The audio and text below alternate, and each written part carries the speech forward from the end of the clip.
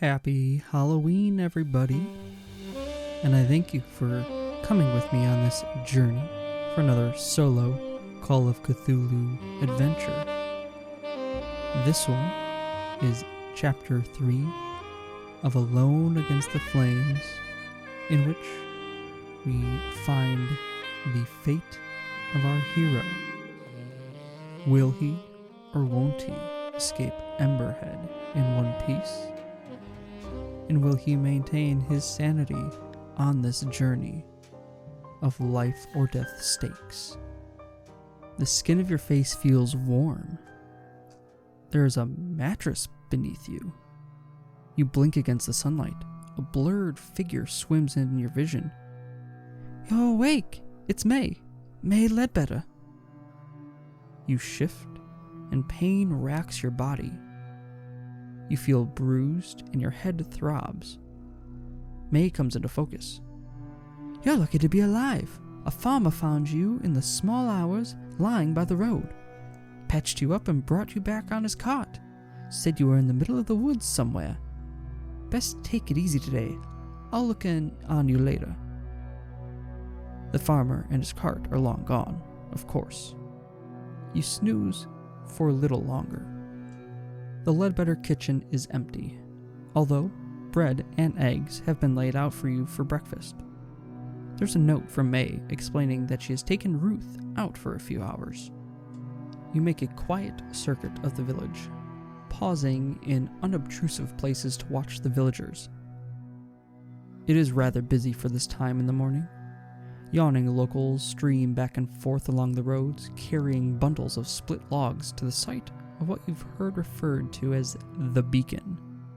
You see two figures, already up in its superstructure, arranging the wood. The festival bonfire will be most impressive. But do you intend to stay to see it? You suspect by now that something is amiss here. While the villagers are distracted, you may do some more illicit investigations, or you may simply leave town without looking back. After careful thought, and the events that had transpired last night, you decide that some more info about the goings-on in Emberhead might be of use. And what better place to start than that of May Ledbetter's? After all, you have free access to the home as the door is unlocked, and you know that May has taken Ruth out for a few hours, so you should have plenty of time to do a little snooping. On your way back to the Ledbetter home, you reflect on your interactions with her, and despite her hospitality, you decide that you don't quite trust May Ledbetter. You finally return to the house, quite openly. Where else would you go? Inside, the dwelling is still empty. You rap on the bedroom door and wait. Silence. You ease it open. The Ledbetter bedroom is in marked contrast to your own. Neat space. Dirty clothes are piled about the floor. On a rough quilt lie schoolbooks and cheap novels. You notice a raggedy old doll discarded down the side of the bed. Upon searching the bedroom, you notice scrapes on the floorboards corresponding to the legs of the bed. With some effort, you slide the bed away. There's a rug spread beneath it, and beneath the rug, a trapdoor. You ease it open. The dark space beneath is some kind of cellar. The daylight barely offers enough illumination to see, but a hot lantern during daytime would be very suspicious. You squeeze beneath the floor and glance around. Your first impression is that May keeps her junk here, for there are many boxes of different sizes piled in untidy heaps. It takes a few seconds before you realize they are all traveling trunks or suitcases, and that there are about 20 of them. The implication hits you hard, yet you maintain enough control to check the luggage tags. You count 8 or 9 different names before you stop. Scrambling back up to the bedroom, you close the trapdoor with trembling fingers, returning the bed to its place. You feel a deepening unease about Emberhead, and this day in particular. As the unease settles in your bones, you decide that you need more info. You have an insatiable lust and curiosity to uncover the mystery of Emberhead, and you figure what better place to begin than the village hall.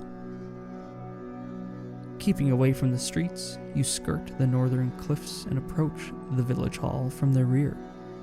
It is close to the beacon, and you will not be able to use the door unobserved. You check the windows. The one on the east side, facing the beacon, is bricked up. A shutter is loose on the westernmost window, and you are able to ease it open and slide inside, closing the shutter behind you. You drop into the village meeting room and pad through, passing through dim shafts of light and listening to the excited chatter of the locals from outside. The door opposite reads, "Private." Hearing nothing from the other side, you turn the handle. The room is lined with books. In the corner is a small water closet and pantry. A quick survey of the rest of the room reveals little, so you turn to the bookcase. The dim light makes it difficult to read the spines. Is there anything useful here? Tucked between two books, you find a detailed map of the area around Emberhead. It shows woodland, contours, and the two roads, east and west. Although no other settlements are marked, this may prove useful if you decide to leave today. The clatter of activity around the beacon seems to be building, and you flinch at every conversation that gets too close to the building's door. Feels the right time to retrace your steps, slipping away through the window. You are contemplating your next move when you see one villager, a bald man with a damaged ear, watching you intently. Some instinct makes you walk in the other direction. Then you see the others, ahead and to your sides. A wary teenager, an evil-eyed matron, and a man hefting a club. They are not staring as obviously as the first, but they keep you under watch, and they are closing in. You cannot hope to overcome 4 of them at once. You quickly dart down an alley, then turn and head in a completely different direction. Running feet sound behind you. For the first time, you feel Emberhead's cramped, chaotic streets work in your favor. You try to circle around towards the southern road. As you approach the southern road that descends to the lower ridge, you see 4 villagers blocking the route, with farm tools and clubs. You veer off and head towards the west road. Your heart sinks as you see exactly the same scene at the other exit from the village. You are trapped. Quick on your feet and quickly thinking, you notice on the other side of May Ledbetter's street a washing line with some baggy, crumpled clothes. It's not a lot to work with, but you use your own clothes as stuffing, improvise a hat, and change your gait to a stooped shamble. Nobody gives you a second look as you limp towards the southern exit from the village. The guards are still on their stations, scrutinizing passers-by, but they're beginning to look bored. One of the guards nods to you as you shuffle past. It takes immense effort to maintain this half-pace when every fiber of your being is telling you to run. But you keep it up until you are on the eastern road, then you discard the disguise in a hole filled with mud. The sun is getting low in the sky as you head east from the village, making for the safety of the woods. The beacon breaks the horizon, imposing in silhouette. You maintain as fast a pace as you can until you reach the refuge of the tree line. Then you allow yourself a step off the road and take a breather. Almost 2 hours later, the sun sets. The darkness of the woods might be frightening, but your escape from Emberhead has given you new resolve. You strike on into the night. Not long afterwards, you hear hooves approaching fast. 2 sets. You quickly press yourself against the biggest trunk you can find. 2 horses draw near, their riders holding up lanterns.